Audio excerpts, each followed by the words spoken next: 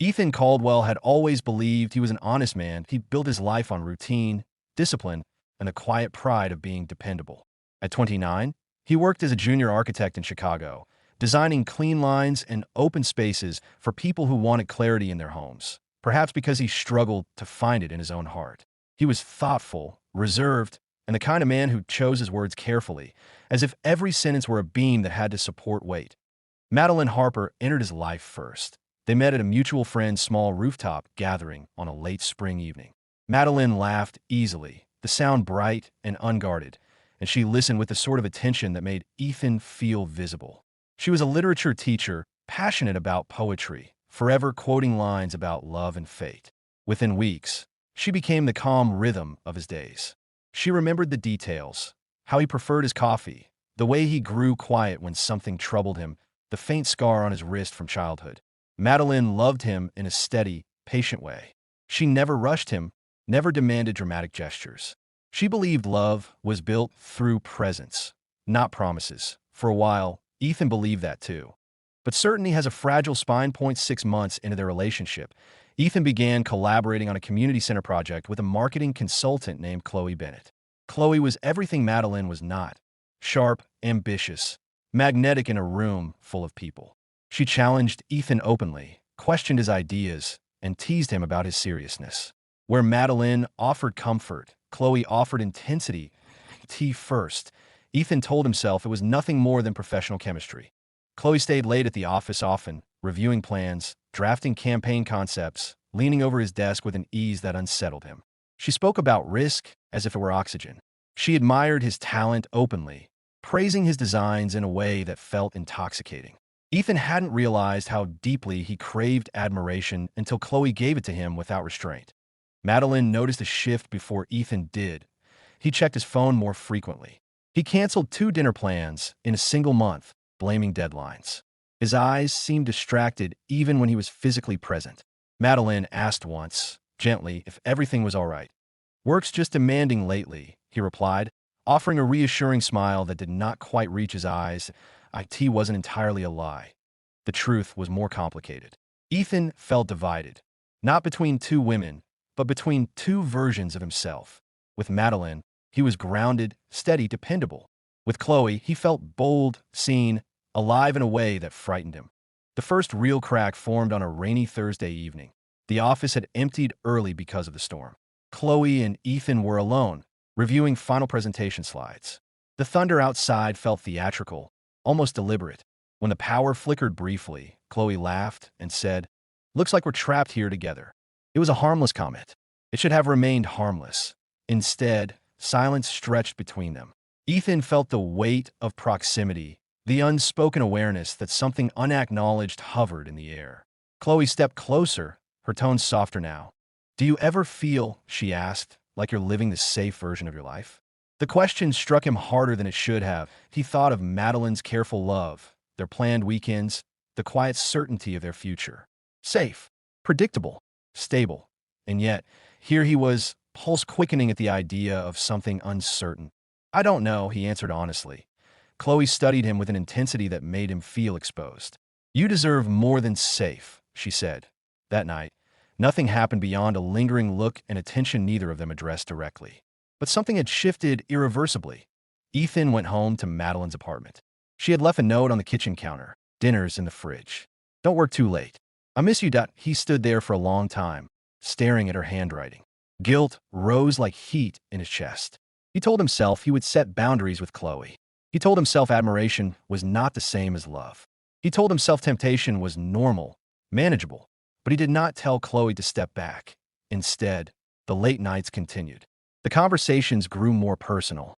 Chloe shared stories about past relationships that bored her, about men who were intimidated by her ambition. She made Ethan feel chosen. Madeline, meanwhile, planned a weekend getaway for their anniversary. She spoke about the future as something solid and shared. She trusted him fully, a trust so complete it almost felt sacred. The night before the trip, Ethan received a message from Chloe. "I can't stop thinking about you. Tell me I'm not crazy." He stared at the screen, heart pounding. He could have ignored it. He could have responded with distance, with clarity, with loyalty. Instead, he typed back, "You're not crazy. The words were simple, but they marked a decision. By the time he lay beside Madeline, who slept peacefully with her head resting against his shoulder, Ethan knew he had crossed an invisible line. Not physically, yet, but emotionally. Undeniably, he had invited something into his life that would demand a cost. As he watched the ceiling in the darkness, listening to the steady rhythm of Madeline's breathing, he understood that love was no longer simple. It had become a test of character, and he was no longer certain he would pass. The weekend trip to Lake Geneva was meant to remind Ethan Caldwell why he had chosen Madeline Harper in the first place. The cabin she rented overlooked still water framed by tall pines, the kind of quiet landscape that seemed designed for clarity. Madeline moved through the small kitchen humming softly, her sweater sleeves pushed up, her hair tied in a loose knot. She looked peaceful, certain, completely unaware that Ethan's mind was elsewhere, that he tried to be present. He held her hand as they walked along the shoreline. He listened as she spoke about a new poetry unit she wanted to introduce to her students. He nodded at the right moments, but inside he felt divided, as if part of him were standing outside the scene, observing his own performance. Madeline noticed his distraction again that evening. They sat on the wooden deck under a sky crowded with stars. She rested her head against his shoulder and asked, "Are you happy, Ethan?" It was a simple question, but it landed heavily. "Yes," he answered, almost automatically. She lifted her head and studied his face. Madeline had always been perceptive. That wasn't convincing. Ethan forced a small smile. "I'm just tired. The project's been intense." She hesitated, then nodded. She wanted to believe him. Trust, for her, was not fragile. It was a choice she renewed daily. Later that night, while Madeline slept, Ethan stepped outside with his phone. A message from Chloe Bennett waited for him. "I keep thinking about what I said. About you living the safe version of your life. I don't want to complicate things, but I can't pretend I don't feel something." The words were careful, but their meaning was clear. Ethan typed, erased, typed again. Finally, he wrote, "It's complicated, but I feel it too." The moment he pressed send, a quiet certainty settled over him. This was no longer harmless admiration. It was a deliberate step towards something that could not coexist peacefully with his current life. When he returned inside, Madeline shifted slightly in her sleep and reached for him without waking. Her fingers curled into his shirt as if anchoring him. The gesture felt like both comfort and accusation. Back in Chicago, the emotional tension intensified. Ethan began finding excuses to meet Chloe outside the office. Coffee before work, brief walks during lunch, lingering conversations in parking garages. Each interaction was charged not with overt action, but with anticipation. Their connection thrived in the space between restraint and desire. Chloe did not ask him to leave Madeline. She did something subtler. She painted pictures of possibility. "You ever imagine starting over somewhere?" she asked one afternoon as they sat in her car, rain streaking the windshield. "New city, new energy, no expectations." Ethan leaned back in the passenger seat, staring ahead. "That sounds reckless." "Maybe reckless isn't bad," she replied. "Maybe it's honest." Honest. The word lingered. Take home. Madeline showed him a small velvet box one evening. Inside was a silver keychain engraved with coordinates, the exact latitude and longitude of the rooftop where they first met. "So you never forget where we started," she said softly. Ethan's chest tightened. Madeline's love was thoughtful, rooted in memory and intention. She built their relationship like a story she intended to finish. Meanwhile, Chloe lived in the present tense. She cared less about origins and more about intensity. The first undeniable betrayal happened on a Wednesday night. The project deadline had passed, and the team celebrated at a downtown bar. Music pulsed through the dimly lit room. Coworkers laughed, drinks flowed, and boundaries blurred. Madeline had texted earlier, reminding Ethan that her parents were visiting this weekend and asking if he'd be free to join them for dinner. He had replied with a casual, "Of course." Across the bar, Chloe caught his eye. There was no hesitation in her gaze now. When the crowd thinned, she stepped closer. "Walk me to my car." He should have declined. Instead, he followed. The parking lot was nearly empty, city lights reflecting off wet pavement. The air felt electric, charged with everything they had not yet done, but clearly wanted to. Chloe turned to face him. "Tell me to stop if this is a mistake," she said quietly. Ethan didn't speak. Silence became permission.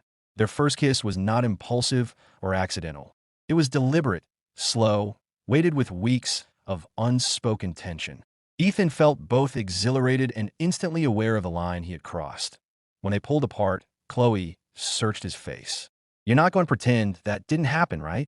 "No," he replied, breath uneven. "I'm not." Driving home, guilt clawed at him more fiercely than before. This was no longer emotional ambiguity. It was tangible betrayal. Madeline greeted him at the door in pajamas, smiling sleepily. "You're late," she teased gently. "Celebration ran long," he said, stepping inside. She kissed his cheek and went back to bed without suspicion. Ethan stood alone in the living room for a long time, staring at the dark window. His reflection looked unfamiliar, like a man balancing two realities, both demanding authenticity. The next morning, Chloe texted him a single sentence. "We can't go backward now." She was right. Ethan understood that continuing meant escalating. Secrets require maintenance. Lies demand consistency. And love, real love, cannot thrive in divided soil. Yet even with that knowledge, he did not end either relationship. Instead, he chose silence. And silence, he would soon learn, has consequences far louder than confession. You can replace this text with any text you wish. You can either write in this text box or paste your own text here. Try different languages and voices. Change the speed and the pitch of the voice. You can even tweak the SML, speech synthesis markup language, to control how the different sections of the text sound. Click on SSML above to give it a try. Enjoy using text-to-speech. Ethan Caldwell did not sleep the night he realized the decision could no longer be postponed. The rain had stopped, but its residue clung to the windows, blurring the city lights into uncertain halos. Harper Lane lay beside him, awake but motionless. The silence between them was no longer hostile. It was expectant to be why morning. Clarity felt less like relief and more like responsibility.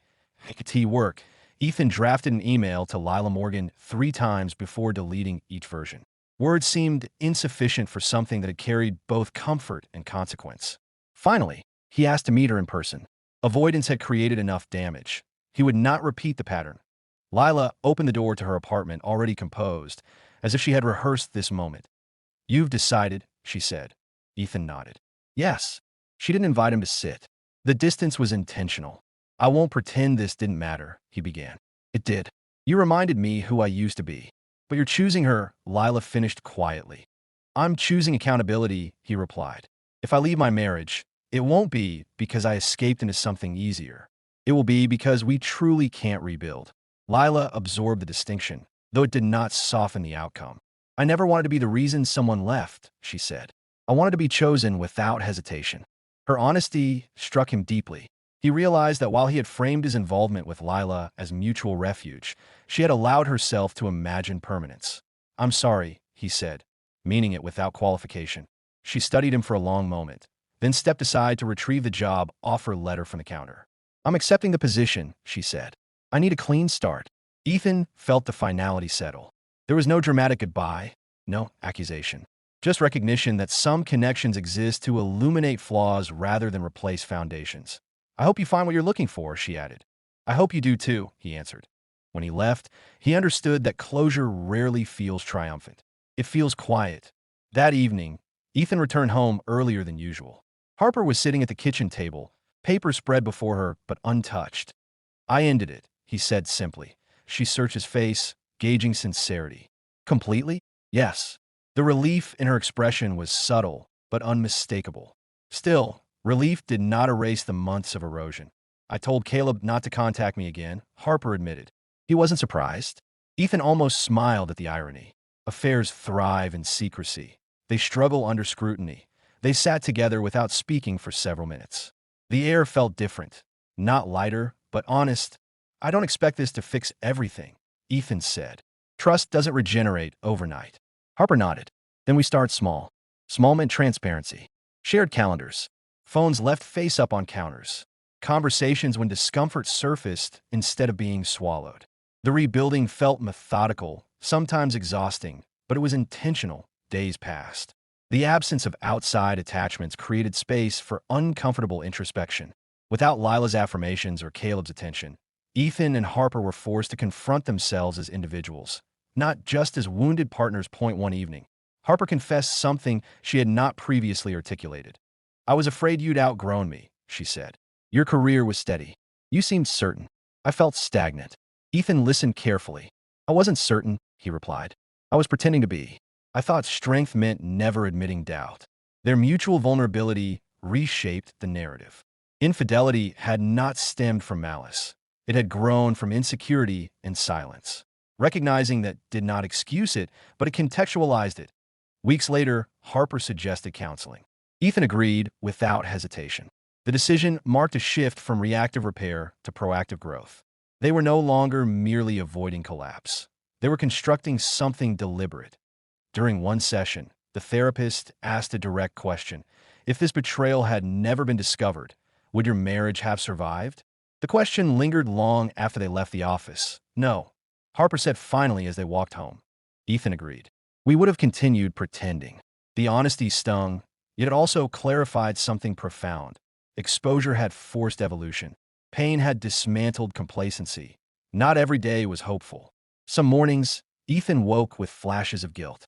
Some nights, Harper's expression clouded with remembered hurt. But neither retreated into secrecy again. When doubts surfaced, they named it. Months passed. Lila relocated. Caleb disappeared from Harper's contact list. The marriage did not revert to its former simplicity. It transformed into something less naive, but more intentional. One evening, as they prepared dinner together, Harper paused and looked at Ethan with cautious warmth. Do you regret choosing us? She asked. He considered carefully before answering. I regret that we hurt each other. I don't regret trying to rebuild. Harper stepped closer, resting her forehead briefly against his. The gesture carried more weight than grand declarations ever had. Ethan understood, then, that love was not measured by the absence of temptation or the illusion of permanence. It was measured by the willingness to confront failure and remain present afterward. Their story was no longer about betrayal alone. It was about the decision that followed betrayal. As they cleared the table, Ethan felt a quiet certainty replace the restless hunger that had once driven him elsewhere.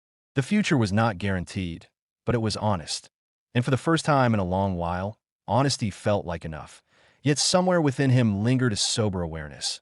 Trust, once fractured, requires continuous tending. The work would not end with apologies or counseling sessions. It would demand vigilance, humility, and courage. Ethan glanced at Harper as she laughed softly at something trivial, and he recognized that choosing her was not a single act completed in Lila's apartment. It was a daily commitment, fragile, deliberate, and ongoing. The real test would not be whether they could survive the memory of infidelity. It would be whether they could build something stronger because of it.